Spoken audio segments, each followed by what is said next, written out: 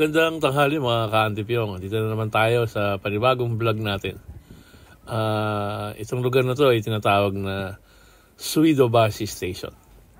Dito natin matatagpuan ang isa sa pinakasikat na lugar sa Tokyo, Japan.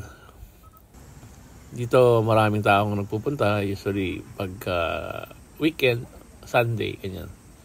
So samahan nyo ako at bagtasin natin isa sa magandang lugar dito sa Tokyo, Japan. So maganda ngayon, wala pang masyadong maraming tao kaya makakapag-enjoy pa tayo. Kaya medyo marami-rami yung tao. Medyo mahirapan na tayo makapag-vlog. So samahan nyo ako. Let's go!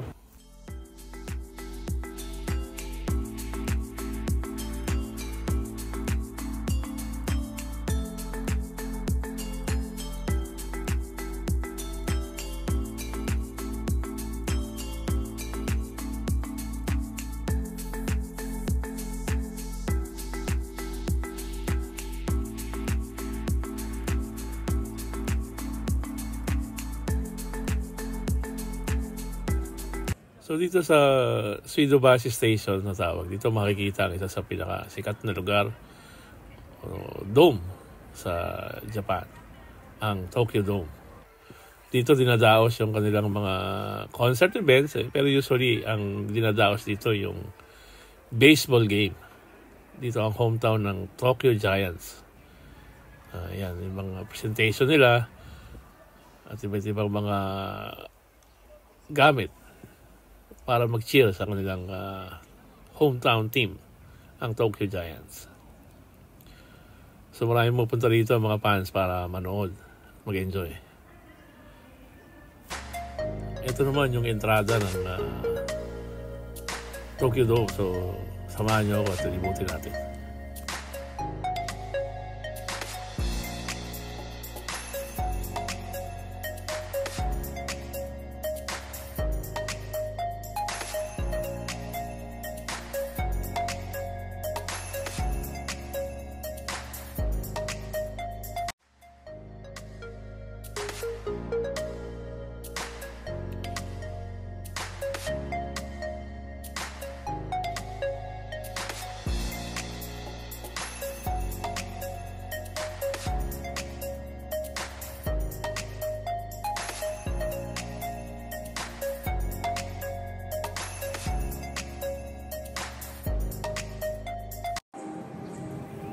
Dito naman makita natin yung mga tindahan ng souvenir items. Siyempre meron ding mga restaurant na pwede nating kainan. At siyempre bukod din sa Tokyo Dome, meron din mga rides. Ito ang giant Ferris wheel ng Tokyo Dome. Pwede nating pasyalan. Meron din silang roller coaster na isa rin sa mga pinupuntahan dahil sa pinakamataas na roller coaster sa Japan. So ayan, so tiyempo tayo, nakakuha tayo ng papakyat. Ito ba, itsura pa lang, nakakatakot na eh. Hindi pa ako nakakasakay dyan, pero gusto ko i-challenge soon. Hindi pa ngayon. Mukhang nakakatakot eh. So mainit pa yan, so sunog ka dyan sigurado, nandun ka sa taas. So soon, try natin na makasakay dyan. Ayan, no? Galing. Dito naman yung lakwa na tinatawag. So pag sinabing lakwa, tubig. Tingin ko. Ayan. So bababa tayo para makita natin yung magandang lugar sa baba. Dito pa lang, pasong pa lang, ganda na, malinis, refreshing, kasi nga mainit. So marami na pumupunta. Ayan. So kailangan nating makita yung baba. Ito yung entrada.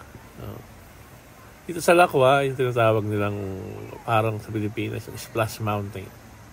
Kung gagaling ka sa taas, yan pababa. So isa rin yan sa mga pinipilahan kasi mainit. So kahit mabasa ka ng konti. Iyan, no? Ang lamig. pakiramdam, sigurado, basa ka yan. Yeah. O meron din silang carousel para sa mga bata naman. So, mamaya makikita natin din sa top view ano itsura nito. Akyat tayo. Dito sa taas, makikita natin yung top view kung ano meron dun sa parang Splash Mountain eh.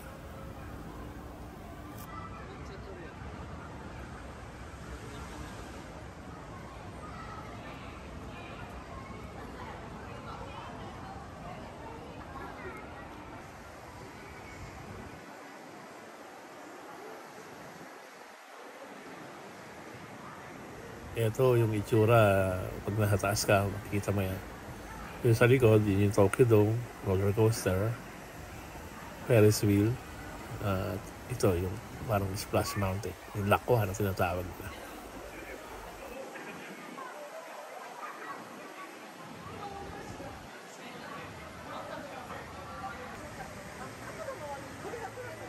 Siyempre, kung pagod ka na, alalakad, kasasakay sa mga rides, meron din dito mga restaurant, siyempre.